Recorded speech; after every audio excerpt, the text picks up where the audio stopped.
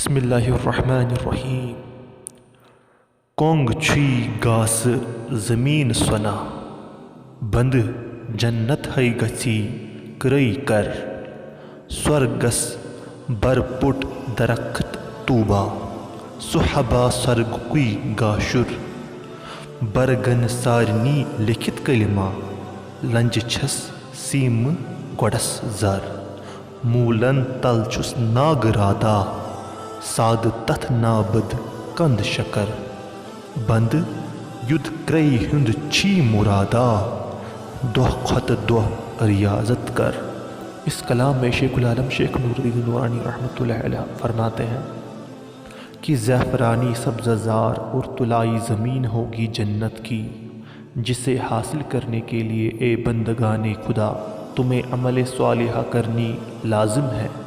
جنت کے چوکھٹے پہ طوبہ کے درخت لگے ہیں جن کے ساتھ جنت کی روشنی کا نظام وابستہ ہے۔ اس درخت کے سبھی پتوں پہ کلمہ طیبہ لکھا ہوا ہے اور اس کی ٹہنیاں چاندی کی اور تنا سونے کا ہے۔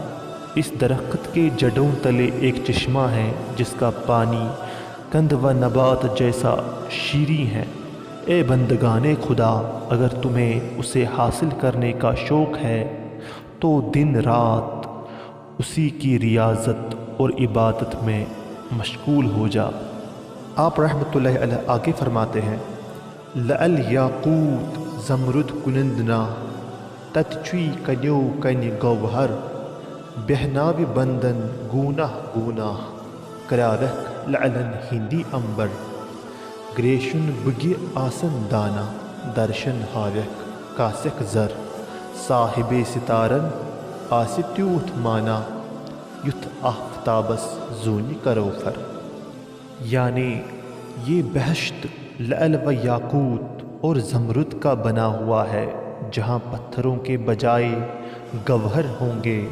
اطاعت شعار بندوں کو ان کی دنیائی کارکردگی کے مطابق اونچے درجوں میں بٹھایا جائے گا اور ان کے سامنے لعل و جواہر کے ڈھیر رکھے جائیں گے، لیکن ایسے سلیم الفطرت لوگ عقل کل رکھنے والے ہوں گے اور وہ ان چیزوں کی طرف مائل نہیں ہوں گے۔